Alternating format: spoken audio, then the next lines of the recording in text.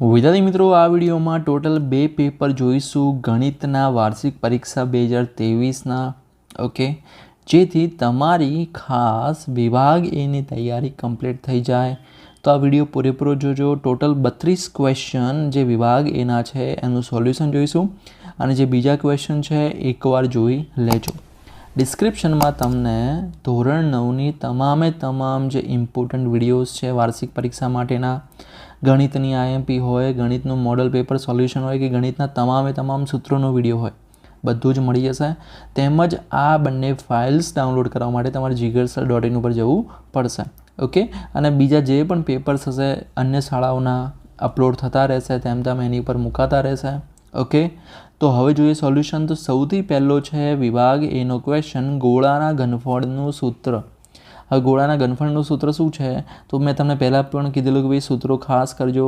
તો જવાબ આવશે 4/3 πr/3.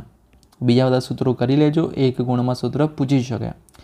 એક બિંદુમાંથી કેટલી રેખાઓ દોરી શકાય? તો અસંખ્ય રેખાઓ દોરી શકાય.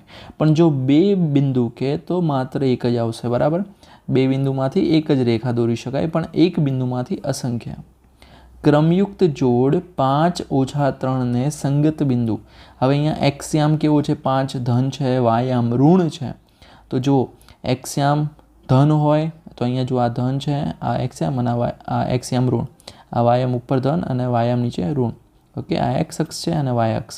તો બંને પ્લસ પ્રથમ ચરણમાં હશે, યાદ રાખી લેજો. 1 માર્ક્સ મિનિમમ આનો તમને મળશે જ, અને પૂછાશે ક્વેશ્ચન મતલબ. બરાબર, તો પ્લસ બીજા ચરણમાં શું હોય ભાઈ? એક્સયામ ઋણ, વાયામ પ્લસ. ત્રીજા ચરણમાં બંને ઋણ હોય, અને ચોથા ચરણમાં એક્સયામ ધન અને વાયામ ઋણ. આવી રીતે તમને યાદ જ રાખી લેવાનું, એટલે ગમે તે પૂછે તરત જોઈ લેવાનું. ચલો ભાઈ, એક્સયામ 5 ધન છે, વાયામ -3 ઋણ છે, મતલબ ચોથું ચરણ છે. તો જવાબ આવશે ચોથા ચરણમાં આવેલું છે, અથવા ચતુર્થ લખશો તો પણ ચાલશે. પછી બહુલક શોધવાનું છે. હવે જે સૌથી વધારે વાર આવતી સંખ્યા હોય એને બહુલક કહેવાય. તો અહીંયા 11 એક વાર, બીજી વાર ને ત્રીજી વાર, મતલબ 3 વાર આવે છે. મેક્સિમમ ટાઈમ 11 જ આવે છે, એટલે જવાબ આવશે 11. 0.612નું પીક ભાગ્યા ક્યુ સ્વરૂપ ખાલી જગ્યા થાય. તો x બરાબર 0.612 ધારી લીધા. તો x બરાબર શું આવશે? 0.6666. ઓકે, હવે 10 વડે ગુણી લઈએ તો 10x બરાબર 10 × 0.6 કરો એટલે 6.6666 થાય. બરાબર, હવે આપણે શું કરીશું? તો 10x બરાબર 6 ને અલગ કરી દઈએ તો 6 + 0.6666. ઓકે, તો હવે 10x બરાબર 6 વત્તા, હવે આને આપણે શું ધારેલા? x ધારેલા, right. તો એટલા માટે 6 + x. હવે x હશે આ બાજુ, તો 10x - x બરાબર 6. તો 10xમાંથી x જાય તો 9x, 9x બરાબર 6. તો x બરાબર શું થાય? 6/9. હવે 3 દુ 6 અને 3 તરી 9, રાઈટ. કેન્સલ થાય છે તો આપણે કેન્સલ કરી લઈએ. તો જવાબ શું આવશે? 2/3. તો આ પણ સાચું પડે, અને 6/9 લખો તો પણ સાચું પડે. ઓકે, 2/3 ઓર 6/9 બંને સાચું જ છે. ત્યારબાદ ખરું ખોટું. વર્ગમૂળમાં 2 + 3 એ સમય સંખ્યા છે? તો ભાઈ ના. કેમ? કારણ કે વર્ગમૂળમાં 2 શું છે? અસમય સંખ્યા છે. સમતલને 3 પરિમાણ હોય? તો ના, ઘનને 3 પરિમાણ હોય. ઓકે, સમતલને તો 2 જ હોય. ત્યારબાદ એક્સ અક્ષ પરના બિંદુનો એક્સયામ 0 હોય છે? ના, એક્સયામ કેવો હોય? 0 ના હોય એક્સ અક્ષ પરના બિંદુનો. એક્સ અક્ષ પરના નહીં, પણ વાય અક્ષ પરના બિંદુનો એક્સયામ 0 હોય, અને એક્સ અક્ષ પરના જે વાયામ હોય એ 0 હોય. બરાબર, મતલબ એક્સ અક્ષ ઉપરનું જે કોઈ પણ બિંદુ હોય એનો વાયામ 0 હોય, અને એક્સયામ કોઈ પણ સંખ્યા હોય, એટલે ખોટું આવશે. અવલોકનોની મહત્તમ અને ન્યૂનતમ કિંમતોના તફાવતને વિસ્તાર કહે છે? તો હા, એટલે ખરું આવશે. 9માં શું આવશે? ખરું. ત્યારબાદ પૃથ્વી ગોળ છે તે ઘટનાની સંભાવના 1 છે? તો આનો જવાબ તમારે નીચે કમેન્ટ કરવાનો છે. ઓકે, જે ચોક્કસ ઘટના હોય એની સંભાવના 1 હોય, જેમ કે જે થવાની જ છે, બરાબર. ઓકે, એને સંભાવના 1 હોય, અને જે ના થવાની હોય, અશક્ય ઘટના હોય, એની સંભાવના 0 હોય. ત્યારબાદ ખૂણો XOYનો અંદરનો ભાગ એટલે? હવે આપણે આગળ ઉપર જતા રહીએ. આ x છે, આ x કહેવાય, અને x ડેશ કહેવાય. આ y ઉપર છે, નીચે y ડેશ કહેવાય, અને O ઉગમ બિંદુને. તો હવે XOYને શું કહેવાય? પ્રથમ ચરણ કહેવાય. શું કહેવાય? પ્રથમ ચરણ. એટલે જવાબ આવશે પ્રથમ. ત્યારબાદ મિત્રો નેક્સ્ટ, દ્વિતીય ચરણમાં આવેલા બિંદુઓના યામ કેવા હોય? તો આપણે ચલો મેં તમને કીધું ને ઘણા બધા ક્વેશ્ચન આની ઉપર હશે. તો દ્વિતીય ચરણમાં શું હોય? ઋણ અને પ્લસ.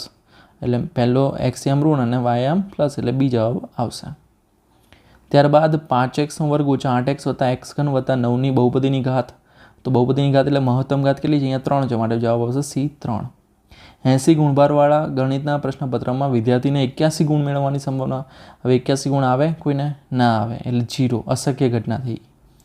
10 19 10થી 19 વર્ગની જે મધ્ય કિંમત, તો 10 વત્તા 19 કરો ભાગ્યા 2, 29 ભાગ્યા 2 એટલે 14.5. ડી જવાબ આવશે. એક સમબાજુ ત્રિકોણની બાજુનું માપ 6 સેમી છે, તો તેની અર્ધ પરિમિતિ. હવે અહીંયા શું છે? સમબાજુ ત્રિકોણ છે, સમબાજુમાં 6 6 6, તો 3 3નો સરવાળો કરો એટલે 6 વત્તા 6 વત્તા 6 ભાગ્યા 2. અર્ધ પરિમિતિનું સૂત્ર a વત્તા b વત્તા c ભાગ્યા 2.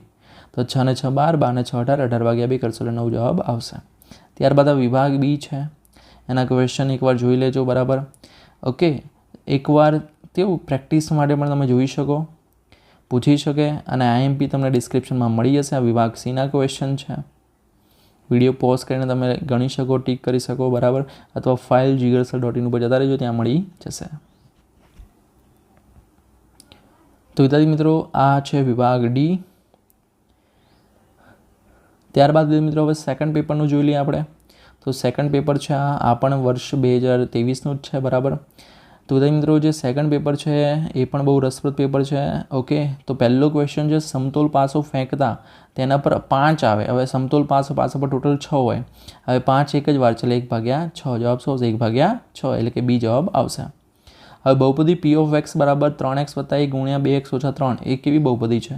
હવે આ બંનેનો ગુણાકાર કરશો એટલે પહેલાં 3x ગુણ્યા 2x એટલે કેટલી થઈ જાય? 6x વર્ગ, એટલે દ્વિઘાત બહુપદી થઈ ગઈ. જો 30 અવલોકનોનો મધ્યક 30 હોય તો અવલોકનોનો સરવાળો. હવે મધ્યક એટલે સૂત્ર શું આવે આપણું? તો જો મધ્યક બરાબર શું આવે? સરવાળો અવલોકનોનો સરવાળો ભાગ્યા અવલોકનોની સંખ્યા. હું આ શોર્ટમાં લખ્યું છે. હવે અહીંયા મધ્યક કેટલો છે? 30. સરવાળો શોધવાનો છે, બરાબર, અને સંખ્યા 30, તો 30 ગુણ્યા 30 કરશો એટલે કેટલા આવશે? 900 આવશે, એટલે ડી જવાબ આવશે. જો ત્રિકોણની બાજુની લંબાઈ a b c હોય તો અર્ધ પરિમિતિ હમણાં જ વાત કરી આપણે, તો શું આવશે? a વત્તા b વત્તા c ભાગ્યા 2. બે સમાંતર રેખાઓની છેદિકાથી બનતા છેદિકાની એક તરફના અંતઃકોણ સમાન હોય. ભાઈ આવી રીતે છેદે તો આ બંને સમાન થાય? ના થાય, એટલે ફોલ્સ આવે. શું આવે અહીંયા? ખોટું. પૂરક હોય. કેવા હોય? પૂરક હોય. ત્યારબાદ બંને અક્ષોના છેદબિંદુને ઉગમ બિંદુ કહે છે, તો હા ભાઈ ખરું. એક બિંદુમાંથી ફક્ત એક જ રેખા પસાર થાય? ના, અસંખ્ય રેખાઓ પસાર થાય. હમણાં જ આપણે જોયું પહેલા પેપરમાં. આમ જોયું તમે? સિમિલર પૂછાતા હોય છે.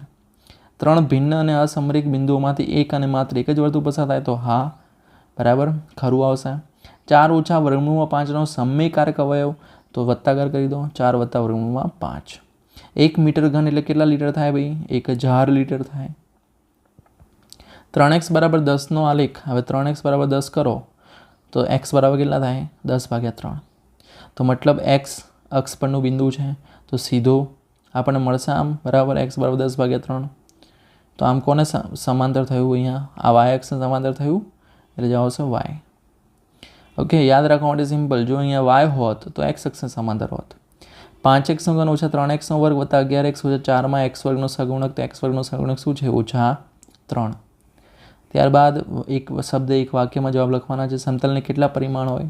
તો 2 પરિમાણ હોય. ઘનને કેટલા હોય? ઘનને વિદ્યાર્થી મિત્રો 3 હોય, બરાબર. બિંદુને કેટલા હોય ખબર છે? નીચે કમેન્ટ કરજો. ઓકે, એમાંથી એક ક્વેશ્ચન હશે આ પરિમાણવાળો, એટલે તૈયાર કરી લેજો. ત્રિકોણ એબીસીમાં AB બરાબર AC અને ખૂણો B બરાબર 75 હોય તો ખૂણો Cનું માપ. હવે સમદ્વિબાજુ ત્રિકોણ થયો આ AB બરાબર AC. ઓકે, તો આપણે ત્રિકોણ દોરી લઈએ ગમે તે, ABC. હવે AB બરાબર AC. તો હવે સમદ્વિબાજુમાં સામસામેના ગુણા કેવા હોય? સમાન હોય. હવે મતલબ જે સમાન બાજુના સામસામેના ગુણા. હવે ABનો સામેનો ખૂણો એટલે C અને ACનો સામેનો ખૂણો B. હવે B 75 છે તો C પણ કેટલો થશે? 75 જ થશે. કારણ કે ભાઈ સમદ્વિબાજુ ત્રિકોણમાં સમાન બાજુઓના સામસામેના ગુણા સમાન હોય, પ્રમેય છે. ત્રિકોણનું ક્ષેત્રફળ શોધવાનું હેરોનનું સૂત્ર. તો વિદ્યાર્થી મિત્રો, આ તો તમને આવડે. વર્ગમૂળમાં S એટલે અર્ધ પરિમિતિ, S ગુણ્યા S ઓછા A ગુણ્યા S ઓછા B ગુણ્યા S ઓછા C. ઓકે, પણ આ બધું વર્ગમૂળમાં. ઓકે, આ હેરોનનું સૂત્ર છે. યોગ્ય રીતે જોડો તો હવે -5 0. હવે અહીંયા y આમ શું છે? 0 છે, મતલબ x અક્ષ ઉપર હશે, એટલે જવાબ આવશે B. ત્યારબાદ વિદ્યાર્થી મિત્રો વિભાગ બીના આ ક્વેશ્ચન છે, એકવાર જોઈ લેજો. હવે જો તમે આ પ્રશ્ન પહેલામાં 1 ગુણમાં પૂછાયો, આમાં 2 ગુણમાં પૂછાયો, એટલે તમે પણ આ બધા પ્રશ્નો એકવાર જોઈ લેજો, કદાચ તમારા પેપરમાં પણ હોઈ શકે. ઓકે, તો આ પ્રેક્ટિસ માટે જ મૂકેલા છે. ત્યારબાદ વિભાગ સીના ક્વેશ્ચન્સ, ઓકે, એકદમ ઇઝી જ છે, બરાબર. અને મોડલ પેપરનું સોલ્યુશન પણ જોઈ લેજો, જેથી તમારો સમય પણ બચે અને વિદ્યાર્થી મિત્રો તમારી તૈયારી પણ ઝડપી થઈ જાય. આ વિભાગ ડીના પ્રશ્નો છે, દાખલાઓ છે. તો વિદ્યાર્થી મિત્રો ઓલ ધ બેસ્ટ એક્ઝામ માટે. આઈ એમ શ્યોર આ વિડીયો તમને હેલ્પફુલ થયો હશે. જો થયો છે વિડીયો લાઇક કરો, ચેનલને સબસ્ક્રાઈબ કરો. ફરી મળીએ નેક્સ્ટ વિડીયોમાં. ત્યાં સુધી good bye, take care, all the best.